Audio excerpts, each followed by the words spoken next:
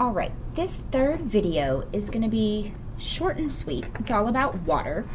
And remember, what we talked about in the last video is that water is held together by polar covalent bonds because oxygen is more greedy than hydrogen. So remember, a covalent bond means they're sharing a pair of electrons. So as you can see in this picture, oxygen's electrons are blue, and hydrogen's electrons are red. Now remember, I only drew the valence shells, which is why you only see 6 dashes for oxygen, even though we know it should have 8, because I did not draw that first inner shell. So it's clear that hydrogen and oxygen are sharing, in this case, 2 pairs of electrons. So remember, because oxygen is greedy, it has a partially negative charge, and the hydrogens are partially positive. So again, recall from the last video that this means that the hydrogen of one water molecule can form a hydrogen bond with the oxygen of a neighboring molecule. So to spare you guys my lack of artistic ability, let's look at this right here on the slide, okay? So I want you to notice how these water molecules are oriented, okay? This little white hydrogen here, he's forming a hydrogen bond with a neighboring oxygen because partially negative is attracted to partially positive. But now look at this this water molecule.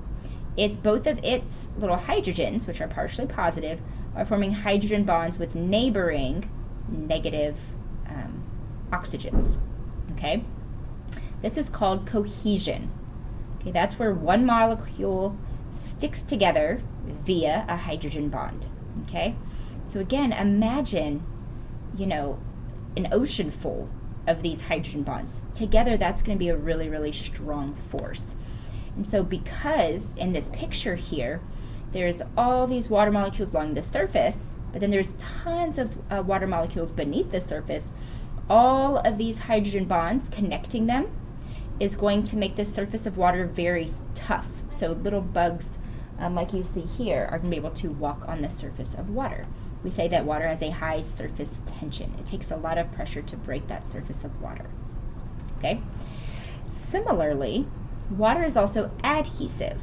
So what happens is not only are these water molecules hydrogen bonding to one another, but they can also form hydrogen bond with plant cells. Okay? So that is called adhesion, the ability of water molecules to form hydrogen bonds with something other than water.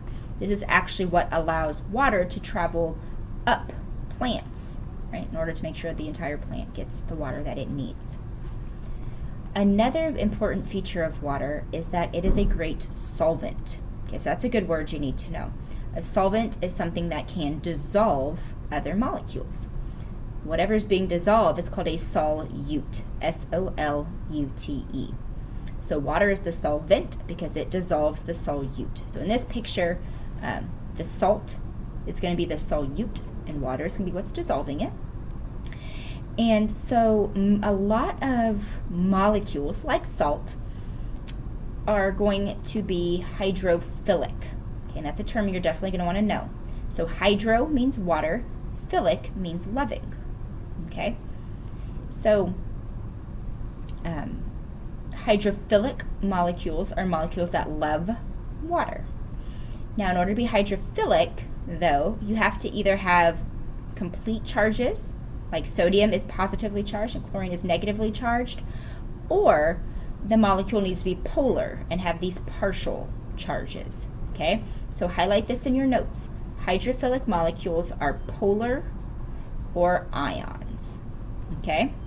And that's because when you dump all this salt into the water, these little partial charges that water has, it's going to gang up on these big old ions, and it pulls them apart. So it's going to separate the sodium from the chlorine. And that's why when you stir salt into water, it looks like the salt just goes away. Well, it doesn't actually disappear. It just gets pulled apart into the separate sodium ions and chlorine ions, which are too small for us to see with the naked eye. Okay? Now, a quick note is that water does not dissolve everything. Have you ever tried separating oil and water or mixing oil and water? Right? It doesn't happen. That's because oil does not like water, so they separate. So molecules like oil that don't like water and cannot be dissolved by water are called hydrophobic. Because what is a phobia? It's a fear. So hydrophobic molecules are afraid of water. They will not mix. So we say that our nonpolar molecules are going to be hydrophobic because remember, with nonpolar things, they share electrons equally. So there's no partial charges. So if there's no charges at all, then water can't really gang up on it, right? Because it's counting on these charges to pull things apart. Well, nonpolar molecules don't have any type of charges associated with it, so they cannot be affected by water. All right, another important feature of water is that it regulates temperature. Because there's all these hydrogen bonds, again, I want to use this middle picture real quick because these two go together. So look at all of these water molecules, okay? Now in order to break these hydrogen bonds, a lot of heat or energy has to be absorbed, okay?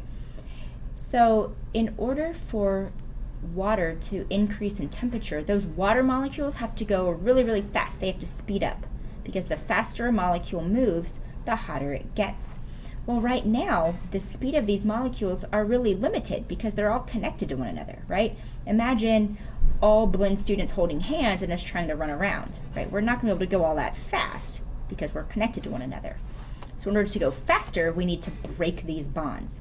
Well, there's a ton of bonds, so it's going to take a lot of heat energy to break those bonds, which would then allow the molecules to move faster. This is why if you were to, if you put a pot of water on the stove, sometimes the pan gets really, really hot, but the water is still, lukewarm or even cold. That's because it takes a lot of energy to break the bonds that then allow the molecules to speed up, okay? All right. Well, what happens to water when it actually cools down? Well, if you look at these pictures, here's water when it's a liquid. See how close all these hydrogen bonds are? Okay, because remember, water molecules are moving around, right? Well, as we start to cool things down, what do you think happens to the movement of molecules? They slow down, right? We just said that temperature increases as particles speed up. So then the opposite is also true. As things get colder, these molecules slow down. So it's like moving in slow motion. It allows these molecules to spread out from each other, okay? And so we get a lot of distance between these water molecules. And what this does is it causes water, when it's solid, to be less dense than liquid water. And anything that's less dense than liquid water is going to float. This is why ice floats in liquid water, because it is less dense. Okay? And then something that we're going to talk more about in the next video is about how water helps break things down. It helps break down molecules. Okay, so we're going to save this for a later conversation.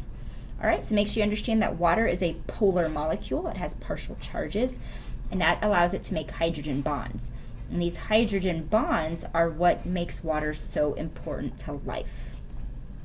That's the end of this video.